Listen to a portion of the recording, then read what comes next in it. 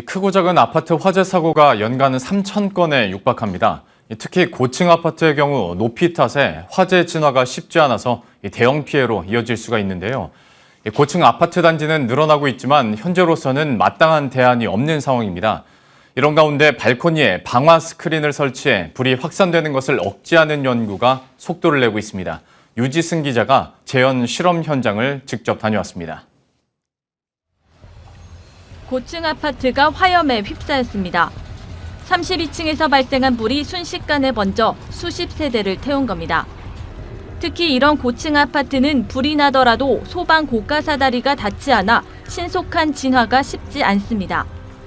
현재 고가 사다리 사용 제한 높이는 통상 15층에서 20층 수준으로 이 높이를 넘어가면 발코니로 확산하는 불을 막는 데 한계가 있습니다. 고층 건물이 계속 늘고 있지만 20층 이상 높이에서 화재가 발생했을 때 연쇄 확산을 막을 수 있는 방법은 전무한 실정입니다. 이런 가운데 아파트 화재가 확산되는 통로를 막을 한 가지 대안이 제시됐습니다. 발코니에 방화 스크린을 설치하는 겁니다. 실제로 얼마나 효과가 있을지 화재보험협회와 직접 실험해봤습니다. 아파트와 같은 2층 구조물의 아래층 발코니에서 불이 나자 1분 30초 만에 유리창이 깨지고 30초 후 위층으로 화염이 번집니다. 반면 방화 스크린을 설치한 발코니는 안에서 나는 불길이 밖으로 번지지 않고 버팁니다.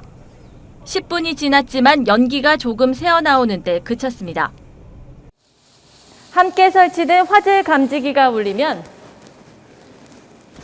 이 방화 스크린이 내려옵니다. 원래대로라면 한 세대의 불이 다른 세대로 급속히 확산되지만 이를 일정 시간 동안 막아줍니다.